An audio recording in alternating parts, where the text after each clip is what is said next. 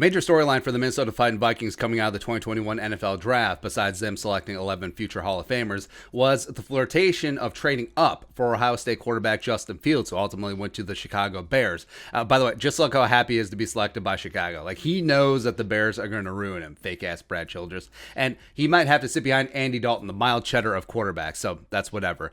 But initially on draft night, there was a buzz that the Vikings were hot on Fields and were pissed off that they didn't get him. Then after day 2, and the Vikings selected Kellen Mond at the top of the 3rd round, the narrative pivoted. And then afterward, it was like, wasn't unanimous in the building. It's whatever, right? I'm sure that the Vikings would have certainly considered taking Fields at 14 if he got to that spot. I mean, it would just make sense.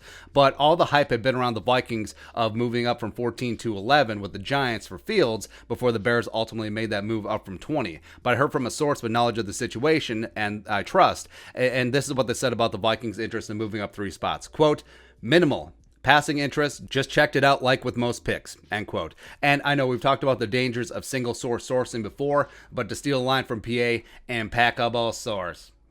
And this does make sense. I'm sure that Rick Spielman called every single team ahead of the Vikings and behind the Vikings at 14 just to see how much, quanto cuesta, ultimately trading down with the Jets and getting a hell of a good deal. Any good general manager will do that with every single pick, either before the draft, while teams are on the clocks, etc. But the price that the Giants got from the Bears, number 20 overall and the 5th round this year, and a future 1st and the 4th, the Vikings weren't going to be able to come close to that price, even though they have 6 fewer spots to move up, like a future 1st or a future 2nd to move up 3 spots. No, that does not make sense. Plus, if you're the Giants, and with Devontae Smith off board at 10 going to the Eagles after they traded up with the Cowboys, they're super pissed, right? They're definitely all in on a wide receiver. They knew that they were going to overdraft Kadarius Toney coming out of Florida anyway, so why not get as much draft capital as possible from the Bears, move down to 20 where Toney will still be on board as opposed to just moving down to 14. Right, so I think that this is more a blowing up of the narrative because it sounds good. Oh, the Vikings wanted a division rival quarterback that wanted him so bad, and they didn't get him. Woo! Now, here's what I think happened. A, the Vikings inquired with the Giants, just like they did with every single pick. B, the Giants potentially used the Vikings or other teams as leverage to gin up the price on the Bears. Gettleman on the phone with Ryan Pace, like, hey, I got Rick Spielman on the other line. Actually, no, Gettleman doesn't have a cell phone. He's definitely got a rotary phone. Hey, hold on, I'm gonna get Rick Spielman on the horn. 6. 5. No.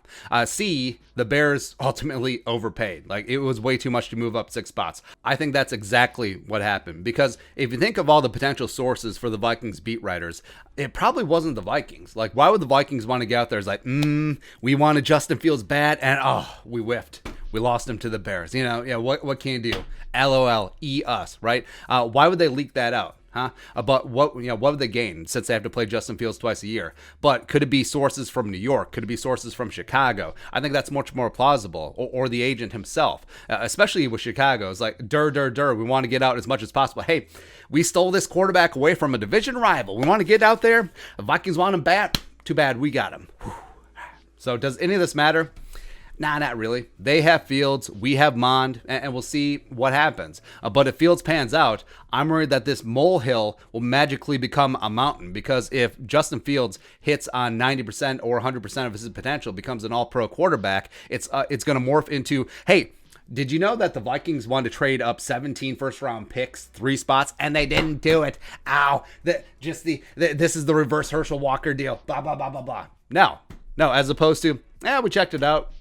It was too much, and we passed, right? Which I think is more realistic, but we'll see, man. We'll see. It's going to be a fun soap opera as we just see Justin Fields over the next 4 years, maybe 3, just wither on the vine, and unfortunately go by the way of most Chicago Bears quarterbacks. It is what it is. I'm super fired up about Kellen Mond, though, especially since he gets to sit for a year or 2.